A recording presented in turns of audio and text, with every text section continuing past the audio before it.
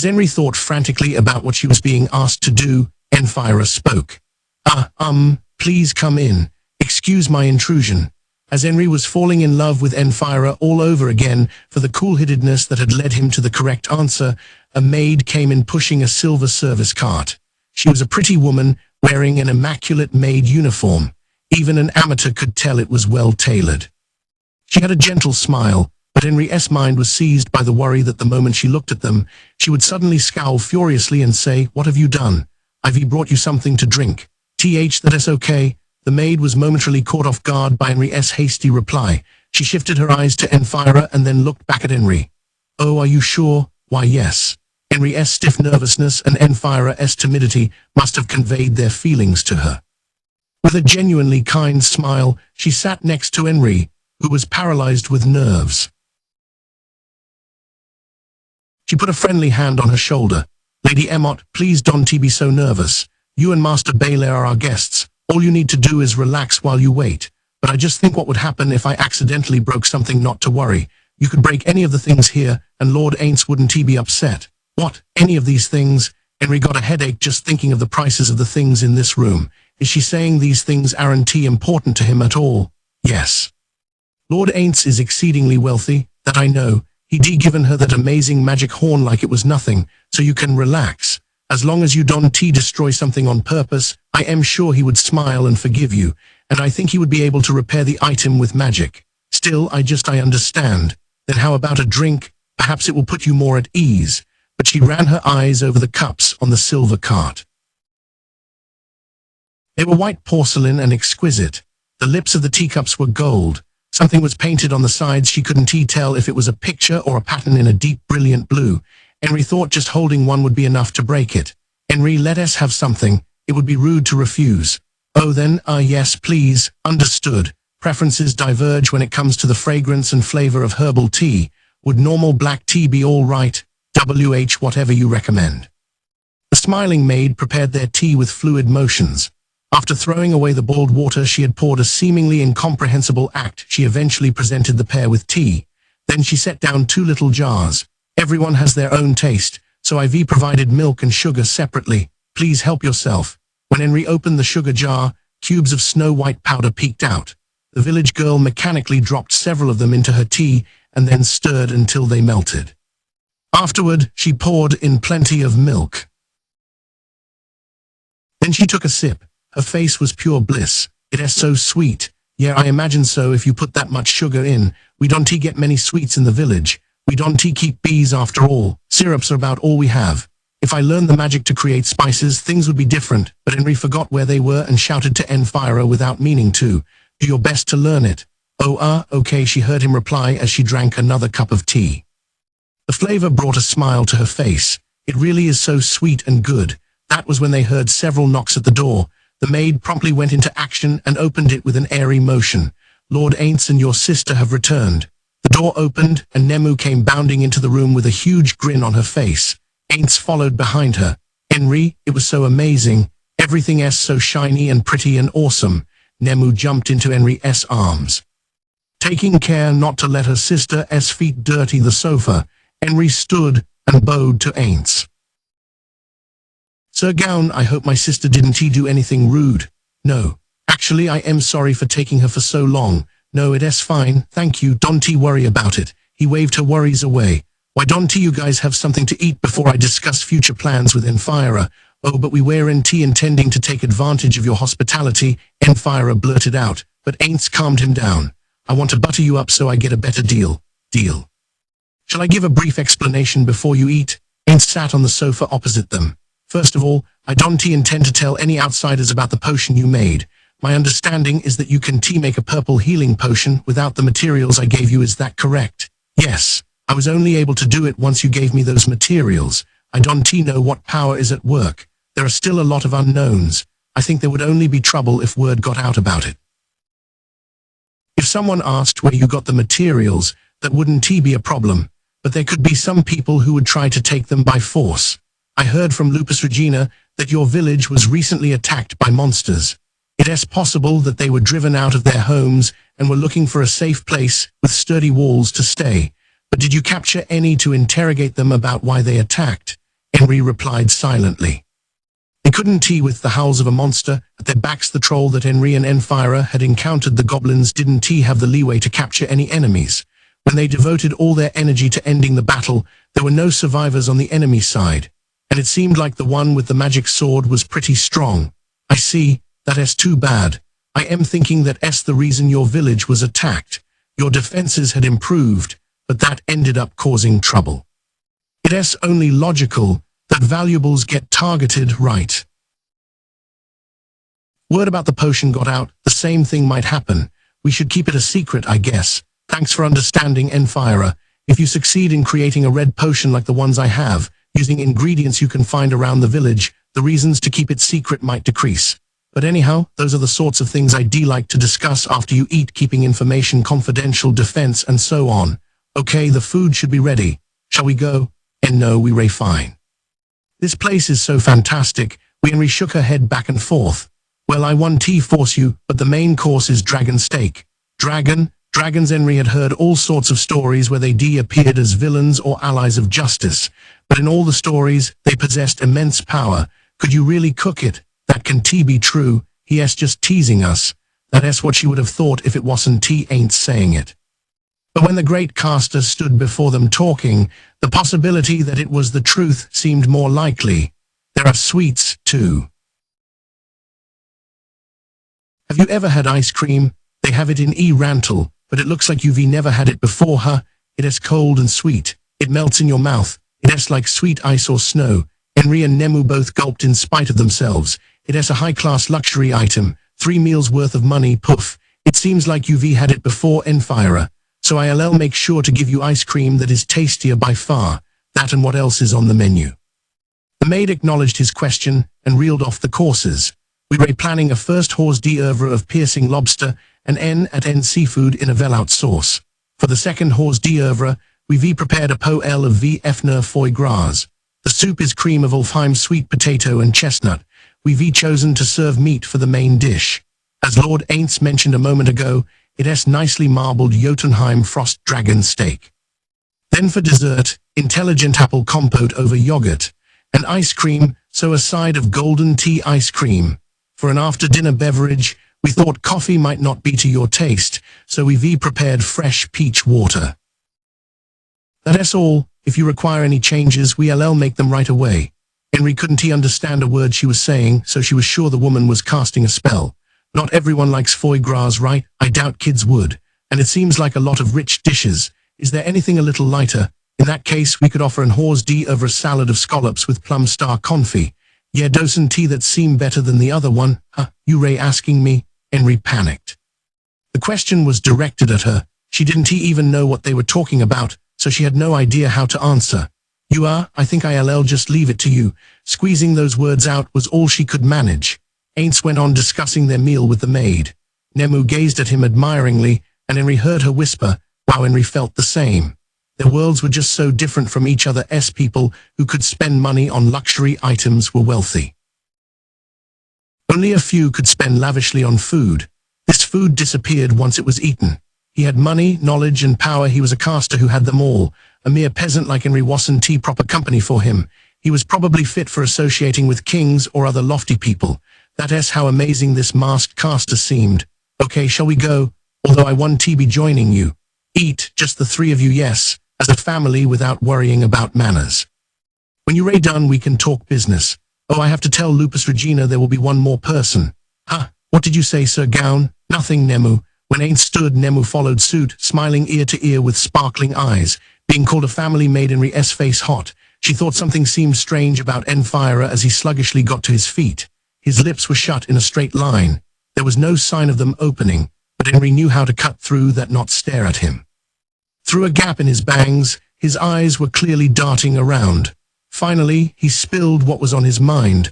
I just thought, I can beat him. I mean, there's no way I could. We're just not in the same league as men, but I like you. Does the league you're in really matter that much? As she was thinking, she still had a lot to learn as a woman. Enfira blushed. Then he grasped her hand. Shall we go? There was no gloominess in his voice anymore. Henry didn't really understand the change in her boyfriend's emotions, but she was genuinely happy that he had cheered up. They linked hands and followed Aints and her sister. Story 2, A Day Inside Nazarick. Prologue, 5:14 a.m. Nazarick time. A drop of water appeared at the mouth of the golden faucet.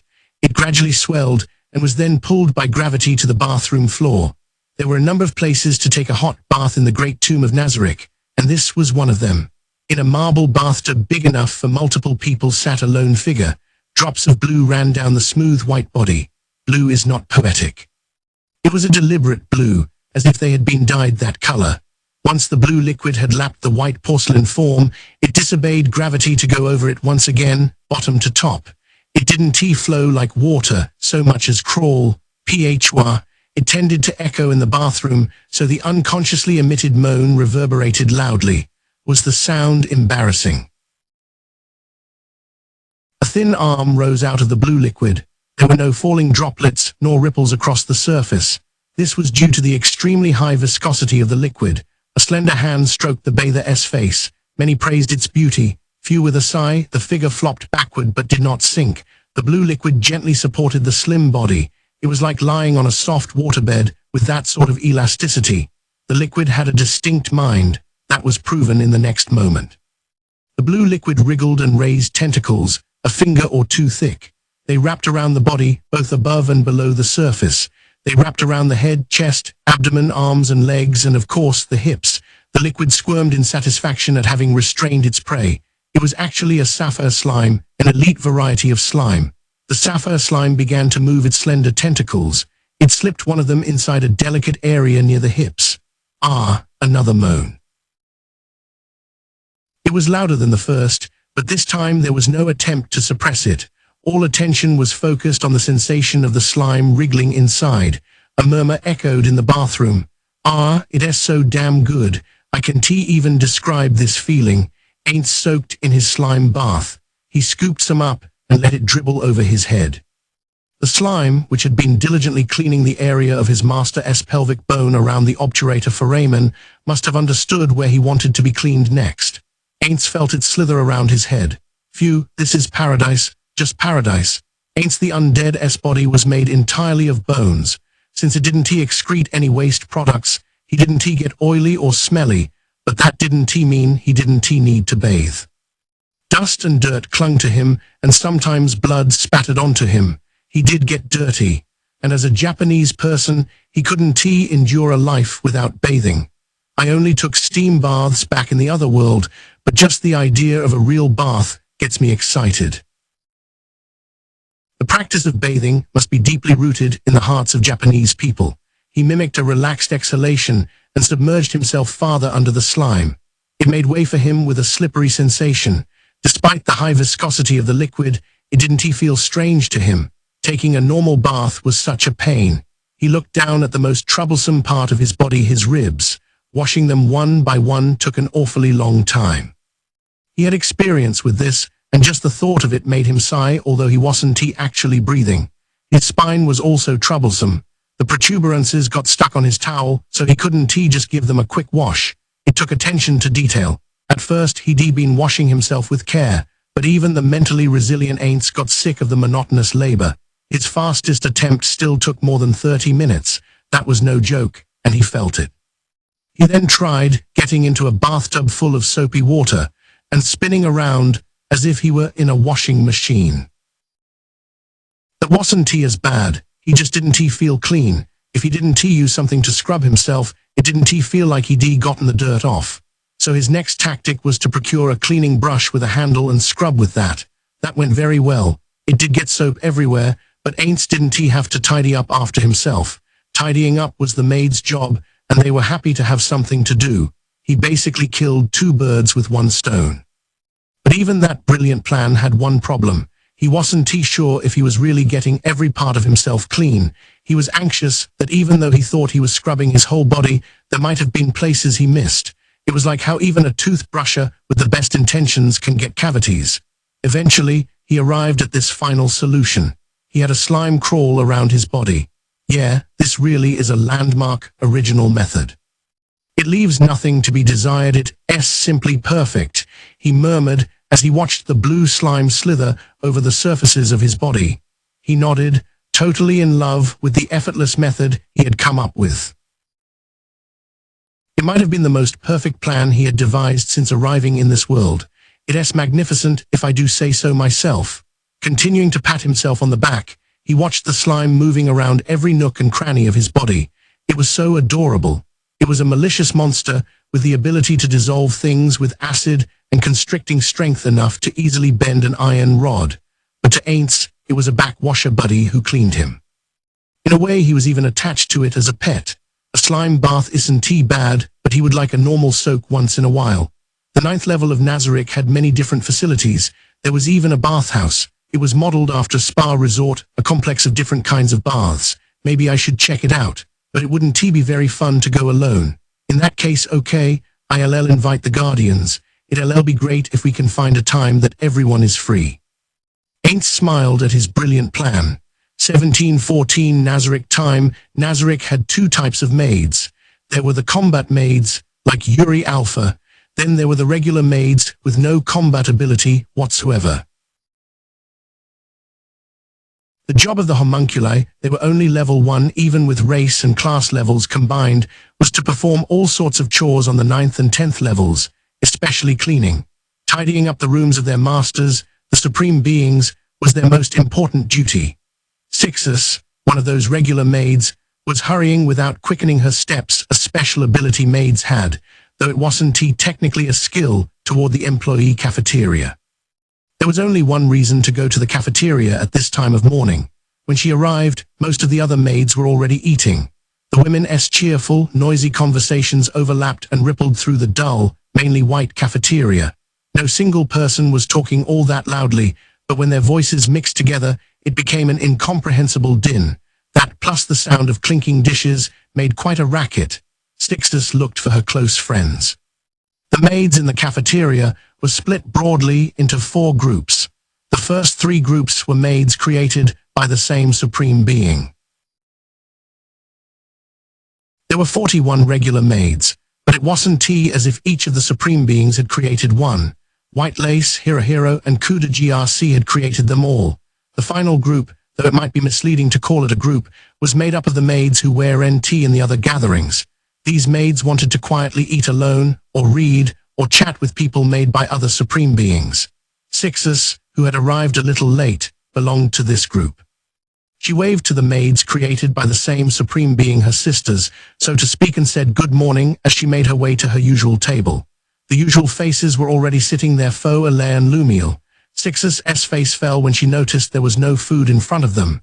Morning. Did you guys eat already? Morning. Yeah, we ate. It was really good. So creamy and fluffy. It was great.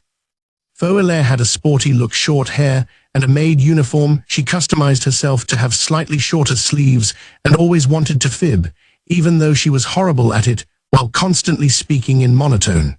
The other maid, meek-faced Lumiel, raised her eyebrows. Her blonde hair gave off a mysterious light, as if there were twinkling stars inside. Good morning. Faux Alaire, you don't need to eat twice, right? Please wait here. I haven't eaten yet, so I am going to get some food. Let us go, Sixus. Lumiel stood up. I was just kidding. It was a joke. Faux Alaire hurried after her. The familiar exchange ended, and they walked not without asking Inclement, who was quietly reading next to them, to save their seats to the buffet. The first thing Sixus grabbed was crispy bacon. She belonged to the floppy bacon is just wrong faction, so this was a required item. Next she got soup. From today's special corn soup and onion soup, she chose the onion. Then she mounted sausage, fried potatoes, and Danish onto her plate. She piled another dish overflowing with a salad that was mainly onions. Finally, she moved toward a male servant wearing a mask. I'll have triple cheese, double onions, and mushrooms, please. The male servant bowed and began frying up an omelette. Sixtus returned to her seat for the moment to put down her food. When she went back to the servant, with a cup of milk in one hand, he was just finishing her order. Thank you. She took the perfect omelette with no burned spots back to her seat. Her friends were just arriving too. Okay, let us eat. Yum. The 3 of them began to eat in silence. For an average woman, the portions were far too big, but they rapidly packed the mountains of food into their stomachs. One of their racial penalties was the need for a lot of food. That was why, though they were good friends, they never chatted while eating. Overlord chewed with her cheeks stuffed full. Lumil ate neatly with her fork, doing unusually rapid laps between her plate and her mouth. Sixes was somewhere in between. In a surprisingly short time, the food on their plates was gone. They were finishing off their milk. All three of their milky exhalations overlapped. Then they exchanged glances. Want to go around again? Yeah, but let us rest for a little while first. I agree, my tummy even poking out a little bit.